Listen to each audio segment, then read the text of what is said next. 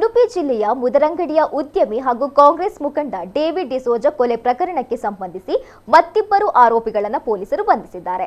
ಕಾಪು ತಾಲೂಕು ಎರ್ಮಾಳ್ ತೆಂಕ ನಿವಾಸಿಗಳಾದ 26 ವರ್ಷದ ಚಿರಾಗ್ ಪೂಜಾರಿ ಮತ್ತು 43 ವರ್ಷದ ಮೊಹಮ್ಮದ್ ಇರ್ಷಾದ್ ಬಂಧಿತ ಆರೋಪಿಗಳು. ಕೊಲೆ ಕೃತ್ಯಕ್ಕೆ ಹಣ ವರ್ಗಾವಣೆ ಮಾಡಲು ಸಹಾಯ ಮಾಡಿ ಆರೋಪಿಗಳಿಗೆ ಸಹಕರಿಸಿದ ಆರೋಪದ ಮೇಲೆ ಈ ಇಬ್ಬರನ್ನ ದಸ್ತಗಿರಿ ಮಾಡಲಾಗಿದೆ. ಇದರೊಂದಿಗೆ ಈ ಪ್ರಕರಣದಲ್ಲಿ ಬಂಧಿತರಾದ ಆರೋಪಿಗಳ ಸಂಖ್ಯೆ 5ಕ್ಕೆ ಏರಿಕೆಯಾಗಿದೆ.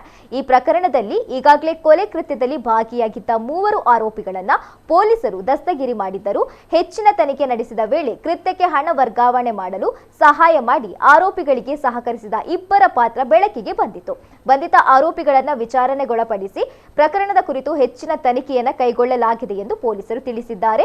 ಮುದರಂಗಡಿಯ ಪ್ರಿನ್ಸ್ ಎಂಟರ್ಪ್ರೈಸಸ್ ಮಾಲಕ ಡೇವಿಡ್ ಡಿಸೋಜ ಅವರನ್ನ ಆಗಸ್ಟ್ 7ರಂದು ಅಪರಾಹ್ನ ಮೋಟಾರ್ ಸೈಕಲ್ನಲ್ಲಿ ಬಂದ ಆರೋಪಿಗಳ ಪೈಕಿ ಸಹಸವಾರ ಪಿಸ್ತೂಲ್ನಿಂದ ತಲೆಗೆ ಗುಂಡು ಹಾರಿಸಿ ಹತ್ಯೆ ಮಾಡಿದ್ದನು. ಬಳಿಕ ಆರೋಪಿಗಳು ಬೈಕಿನಲ್ಲಿ ಪರಾರಿಯಾಗಿದ್ರು. ಪ್ರಕರಣಕ್ಕೆ ಸಂಬಂಧಿಸಿದಂತೆ ಶಿರ್ವ ಪೊಲೀಸರು ತನಿಖೆ ಮುಂದುವರಿಸಿದ್ದಾರೆ.